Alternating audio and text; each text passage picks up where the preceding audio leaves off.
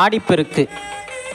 ஆடி மாதம் என்றாலே பெண் தெய்வங்களுக்கு விசேஷமான மாதம். அதனால் பெண் தெய்வமாக இருக்கிற நீர் தாயான காவிரி தாயையும் ஆறுகளையும் வழிபடும் நாளாக இந்த நாள் கொண்டாடப்படுகிறது. ஆடி மாதத்தில் எந்த விசேஷங்களும் செய்ய மாட்டார்கள். ஆனால் இந்த ஆடி 18 அன்னைக்கு எந்த விதமான விசேஷங்களையும் செய்யலாம். தொழில் தொடங்கலாம், நகைகள் வாங்கலாம், நல்ல விஷயங்களை செய்யலாம். ஏன் இந்த ஆடி 18க்கு மட்டும் என்ன விசேஷம்னா, ஆன்மீகத்தில் மட்டும் இல்லாமல் இலக்கியத்திலும் 18 என்ற எண்ணுக்கு தனிச்சிறப்பு உண்டு.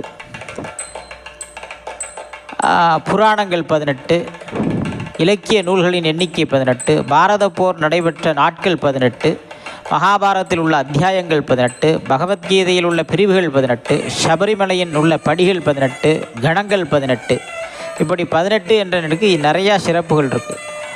ஆடி மாதத்தில் வர 18ஆம் நாள் மிகச் சிறப்பு பெற்றதாகும். இந்த நாளிலேயே பாரத போர் நிறைவடைந்து பாண்டவர்கள் வெற்றி பெற்றதாக சொல்லப்படுகிறது. அதனால் வெற்றி தினமாக இந்த நாள் இருக்கிறது.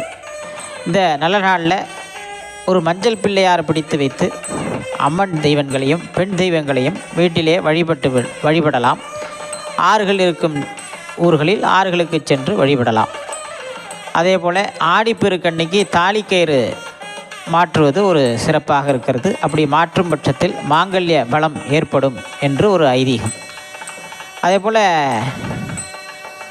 அந்த நாளில் என்னென்ன வாங்கலாம் அப்படின்னா, ஆடிப்பெருக்கன்னைக்கு நம்ம வீட்டில் எல்லாமே நிறைஞ்சிருக்கணும். முத நாளே வாங்கி வச்சுக்கலாம். அரிசி, பருப்பு, மளிகை சாமான்கள் போன்ற எல்லாமே நிரம்பி வழிஞ்சிருக்கணும். அப்படி தான் ஆடிப்பெருக்கன்னைக்கு தான் காவிரி வழிந்து ஓடும், பொங்கி ஓடும்.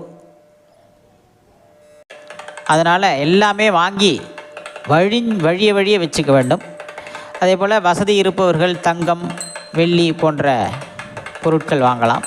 வசதி இல்லாதவர்கள் குண்டு மஞ்சள் வாங்கி வீட்டில் வச்சுட்டா விசேஷம். மகாலட்சுமி தேவி நம் வீட்டில் எப்போதும் வாசம் செய்வாள். அதனால் எல்லாரும் இந்த ஆடிப்பெருக்கு நாளை கொண்டாடி வீட்டிலேயும் பூஜை செய்து கொண்டாடி இறைவனை வழிபட்டு அம்மனின் அருளையும் மகாலட்சுமி தாயார் அருளையும் காவிரி தாய் கங்கை ஆகியவற்றின் அருளையும் மனதார நினைத்து கொண்டு பெற்று வெற்றி பெறுவோம். சுபம்.